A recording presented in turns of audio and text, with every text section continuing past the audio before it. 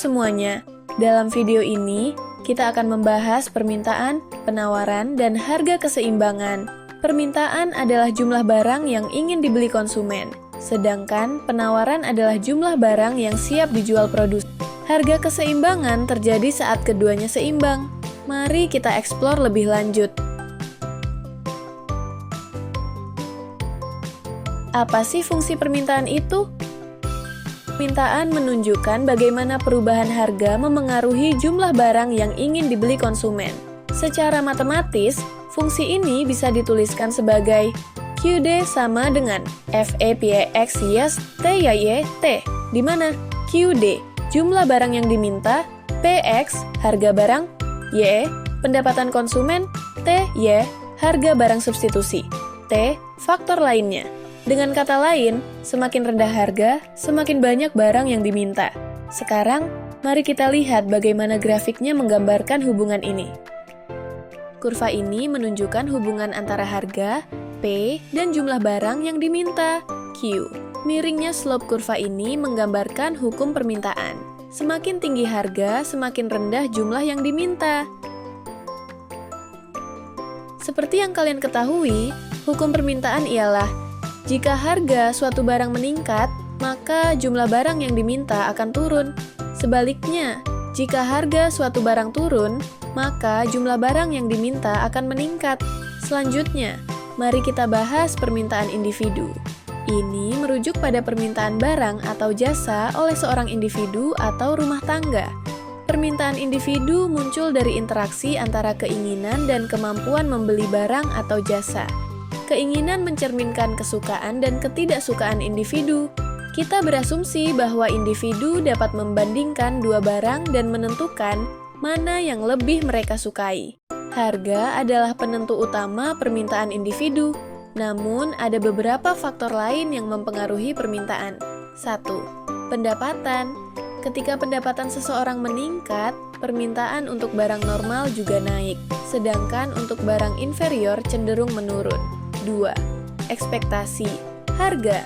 Jika konsumen mengantisipasi harga akan naik, mereka akan membeli sekarang. Sebaliknya, jika mereka berpikir harga akan turun, mereka mungkin menunda pembelian. 3.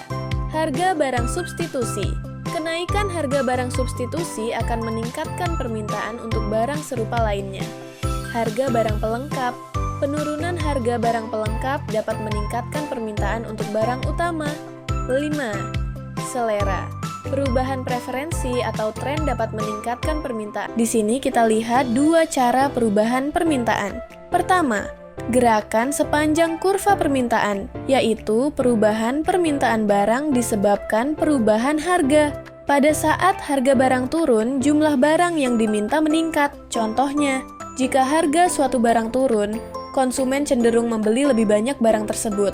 Sebaliknya, jika harga naik, jumlah yang diminta akan menurun. Kedua, pergeseran kurva permintaan, yaitu kurva permintaan akan menggeser ke kiri atau ke kanan, karena disebabkan perubahan oleh faktor-faktor lain yang mempengaruhi permintaan selain harga. Misalnya, pendapatan. Misalnya, jika pendapatan konsumen meningkat, permintaan untuk barang normal akan meningkat, sehingga kurva permintaan bergeser ke kanan. Sebaliknya, jika ada penurunan pendapatan, permintaan untuk barang tersebut dapat menurun, menggeser kurva ke kiri. Oke, selanjutnya, penawaran. Apa sih fungsi penawaran? Penawaran adalah jumlah total barang dan jasa yang ditawarkan di pasar pada berbagai harga dalam periode tertentu. Kita bisa menuliskannya dalam bentuk fungsi. SX sama dengan F. PEXE PI TU. Mari kita lihat faktor-faktor yang mempengaruhi penawaran. Pertama, harga barang itu sendiri. Ketika harga naik, jumlah yang ditawarkan biasanya juga meningkat. Kedua, harga barang lain. Jika harga barang substitusi naik, penawaran barang lain bisa meningkat. Ketiga, harga faktor produksi. Jika biaya produksi naik, penawaran bisa menurun. Keempat, tingkat teknologi.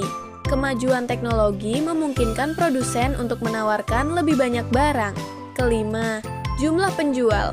Semakin banyak penjual, semakin tinggi total penawaran. Dan terakhir, harapan pada masa depan. Jika produsen berpikir harga akan naik, mereka mungkin menahan barang untuk dijual nanti. Perubahan jumlah yang ditawarkan. Seperti halnya perubahan permintaan, penawaran juga dapat mengalami perubahan. Perubahan jumlah WG ditawarkan sebagai akibat perubahan harga terjadi pada sepanjang kurva penawaran. Perubahan penawaran pergeseran. Kurva penawaran terjadi jika salah satu atau lebih dari faktor yang dianggap konstan di dalam fungsi penawaran mengalami perubahan. Arah pergeseran bisa ke kiri atau ke kanan, tergantung kepada hubungan antara jumlah barang yang ditawarkan dengan faktor yang mengalami perubahan tersebut. Pada dasarnya, penawaran dapat dipengaruhi oleh perubahan harga. Ketika harga suatu barang naik, jumlah barang yang ditawarkan biasanya meningkat, menciptakan perubahan jumlah yang ditawarkan.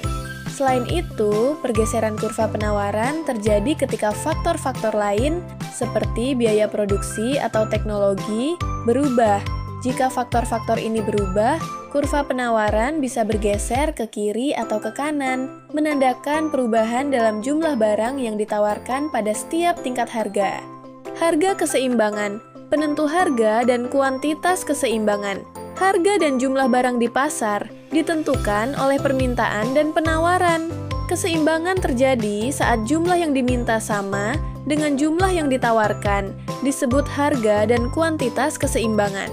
Pasar selalu bergerak menuju titik ini, dan penentuan keseimbangan bisa dilakukan dengan tabel, grafik, dan cara matematis. Menentukan keadaan keseimbangan dengan tabel seperti tabel berikut ini. Harga barang P, jumlah barang yang diminta, QD, dan jumlah barang yang ditawarkan, QS. 1. Harga barang, P. Tabel mencantumkan berbagai tingkat harga, mulai dari Rp1.000 hingga Rp5.000. 2. Jumlah barang yang diminta, QD. Pada setiap tingkat harga, jumlah barang yang diminta bervariasi. 3. Jumlah barang yang ditawarkan, QS. Ini menunjukkan jumlah barang yang siap dijual oleh produsen. Pada harga Rp3.000, jumlah barang yang ditawarkan juga 30 unit, yang menunjukkan bahwa pasar berada dalam keadaan seimbang. Keempat, keseimbangan pasar.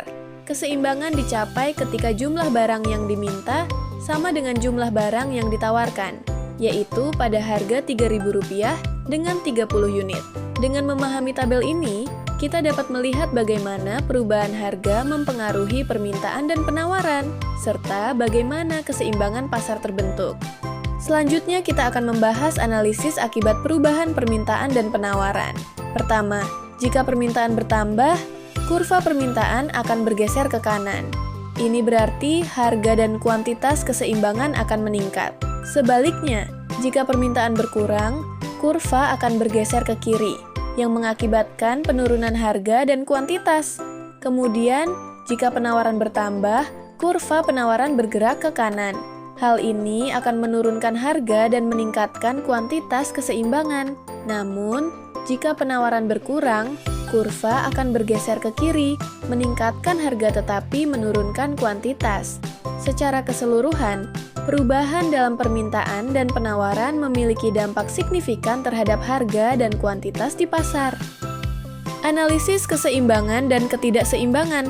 Keseimbangan pasar terjadi saat jumlah barang yang diminta sama dengan yang ditawarkan. Ketidakseimbangan dapat terjadi dalam beberapa kondisi. 1. Harga terlalu tinggi, menghasilkan kelebihan penawaran karena konsumen tidak mau membeli. 2. Barang bebas. Keseimbangan bisa terjadi pada harga nol, seperti barang yang tersedia tanpa biaya.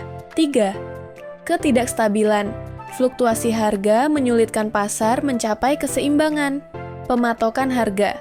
Harga yang ditetapkan pemerintah dapat mencegah keseimbangan alami, menyebabkan surplus atau kekurangan. Pertanyaan 5. Pengaruh pajak, subsidi. Pajak menaikkan harga dan mengurangi kuantitas, sedangkan subsidi menurunkan harga dan meningkatkan kuantitas. Pengaruh pajak. Pajak mempengaruhi keseimbangan pasar dengan cara berikut. 1. Kenaikan harga. Produsen seringkali menaikkan harga jual untuk menutupi biaya pajak yang berdampak pada konsumen. 2. Penurunan kuantitas.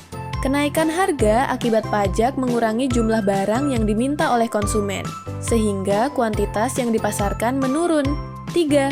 Pengurangan keseimbangan. Pajak dapat mengurangi kuantitas barang yang tersedia di pasar, yang jika tidak diimbangi oleh perubahan permintaan, dapat menyebabkan ketidakseimbangan. Pengaruh subsidi. Subsidi mempengaruhi keseimbangan pasar dengan cara berikut. 1. Penurunan harga. Subsidi yang diberikan kepada produsen cenderung menurunkan harga jual, membuat barang lebih terjangkau bagi konsumen. 2. Peningkatan kuantitas. Harga yang lebih rendah meningkatkan jumlah barang yang diminta, sehingga kuantitas yang dipasarkan meningkat. 3. Penguatan keseimbangan.